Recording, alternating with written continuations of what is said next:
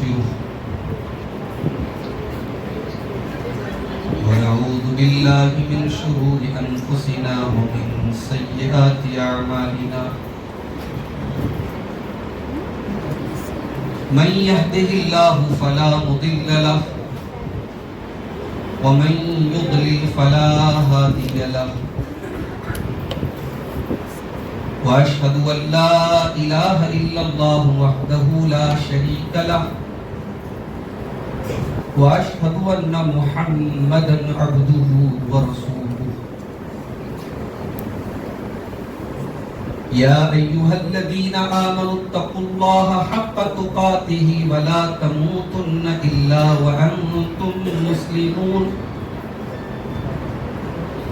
يا أيها الناس اتقوا ربكم الذي خلقكم من نفس واحدة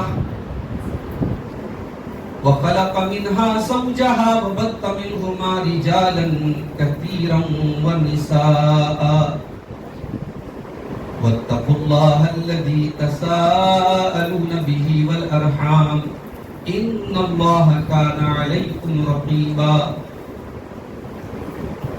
يا أيها الذين آمنوا اتقوا الله وقولوا قولا سديدا يصلح لكم أعمالكم ويغفر لكم ذنوبكم ومن يطع الله ورسوله فقد فاز فوزا عظيما أما بعد فإن خير الحديث كتاب الله وخير الهدي هدي محمد صلى الله عليه وسلم وشر الأمور محدثاتها وكل محدثة بدعة وكل بدعة ضلالة وكل ضلالة في النار أعوذ بالله من الشيطان الرجيم بسم الله الرحمن الرحيم قل يا عبادي الذين أسرفوا على أنفسهم لا تقنطوا من رحمة الله إن الله يغفر الذنوب جميعا إنه هو الغفور الرحيم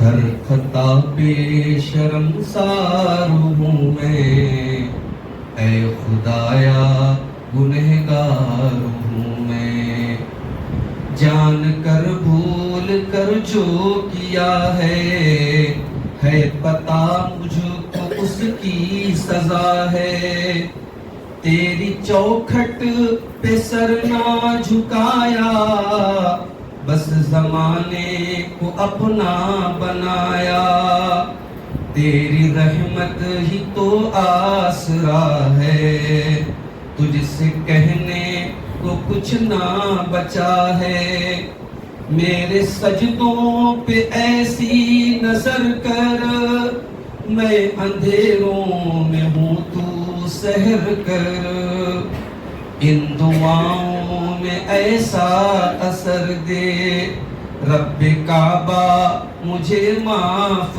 کر دے نیکیوں سے مجھے جوڑ دے تو پھر میرا رخ ادھر موڑ دے تو ایسا رستہ مجھے تو دکھا دے ہر خطا پہ شرمسار ہوں میں اے خدایا گنہگار ہوں میں ماں سے بڑھ کے ہے پیار تیرا اور تیرے سوا کون میرا گر نہ جاؤں مجھے تو اٹھا لے ہر خطا پہ شرمسار ہوں میں اے خدایا گنہگار ہوں میں میرے آنسو سوالی ہے تیرے گر رہے ہیں یہ دامن پہ میرے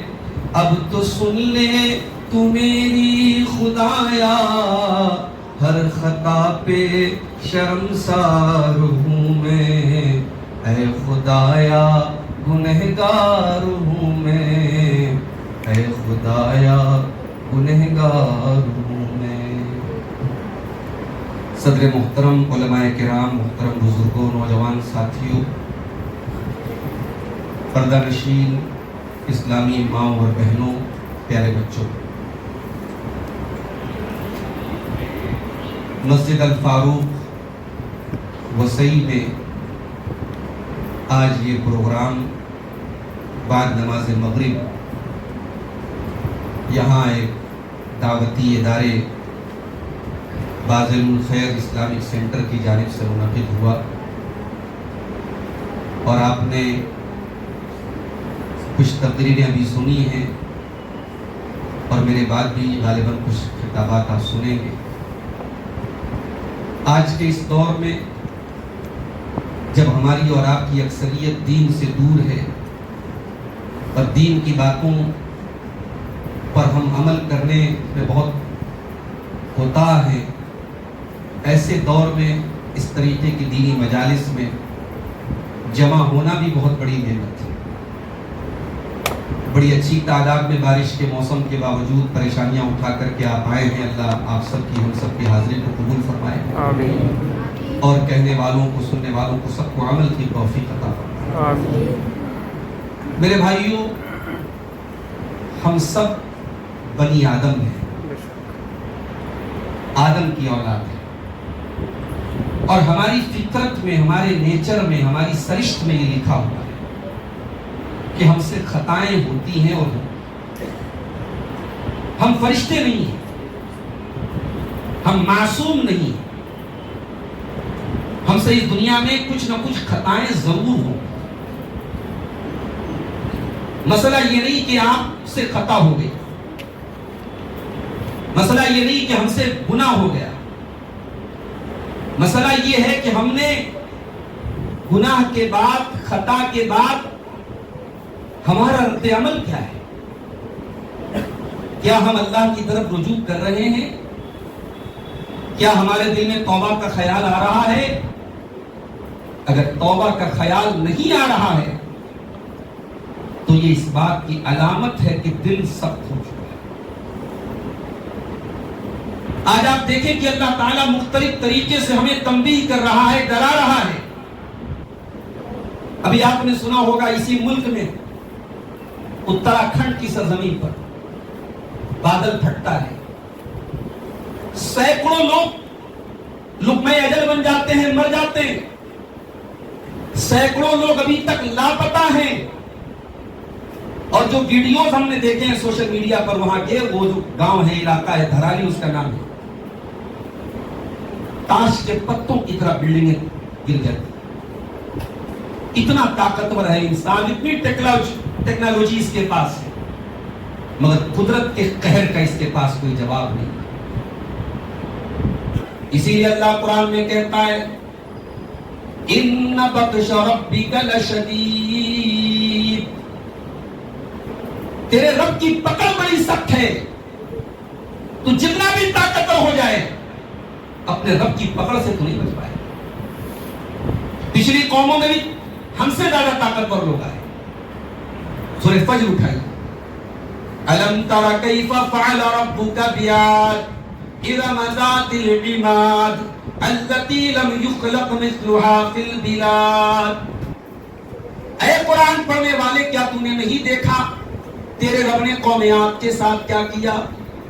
وہ قوم عاد جو لمبے لمبے ستونوں والے مکان بنایا کرتی تھی، بڑی طاقتور قوم تھی، بڑے لمبے تڑنگے ہوا کرتے تھے، اتنی طاقت اللہ نے ان کو دی تھی، وہ بڑے فخر سے کہا کرتے تھے من اشد منا قوہ، ہم سے زیادہ طاقتور کون ہے؟ لیکن اللہ نے کیا انجام کیا؟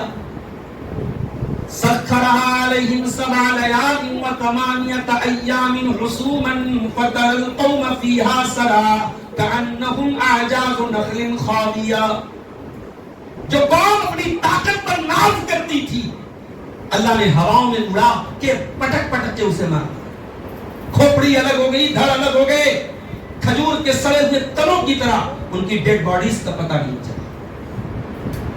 اللہ کہہ رہا ہے کہ کیا تو نے نہیں دیکھا ہم نے قوم عاد کے ساتھ کیا کیا؟ وَثَمُودَ الَّذِينَ جَابُوا الصَّخْرَ بِالْوَادِ، اور کیا تو نے نہیں دیکھا کہ ہم نے قوم سمود کے ساتھ کیا کیا، جو پہاڑوں کو تراش تراش کے پتھر کاٹ کاٹ کے مکان بناتے تھے. جس زمانے میں مشینیں نہیں تھی، ٹیکنالوجی اتنا ڈیولپ نہیں تھی، تو پہاڑوں سے پتھر کاٹ کاٹ کے مکان بناتے تھے. لیکن ان کے اوپر بھی اللہ کا عذاب آیا جب انہوں نے حضرت صالح علیہ السلام کو جھٹلایا. ان کی اونٹنی جو ایک بطور معجزے کے طور پر آئی تھی اس کو قتل کر ڈالا. اللہ کا عذاب آیا، ایسی آواز آئی جس سے ان کے کانوں کے پردے پھٹ گئے، ان کے کلیجے پھٹ گئے. وَفِرْعَوْنَ ذِي الْأَوْتَادِ، اور اے قرآن کے پڑھنے والے، کیا تو نے نہیں دیکھا کہ ہم نے فرعون کے ساتھ کیا کیا جو بہت بڑا ظالم تھا. ذِي الْأَوْتَادِ، اتنا بڑا ظالم تھا کہ لوگوں کو سولی چڑھا دیتا تھا، ان کے ہاتھوں اور پیروں پر کیلے گاڑ کے ان کو سولی چڑھا دیتا تھا. الذین طغوا فی البلاد فاکثروا فیہا الفساد فصب علیہم ربک صوت عذاب. اللہ کہتا ہے میرے بندو، ہم ظالم نہیں ہیں، ہم نے بلا وجہ قوم آپ کو ختم نہیں کیا، ہم نے بلا وجہ قوم سمود پر عذاب نازل نہیں کیا، ہم نے بلا وجہ فرعون کو سمندر میں ڈبا ڈبا کے نہیں مارا.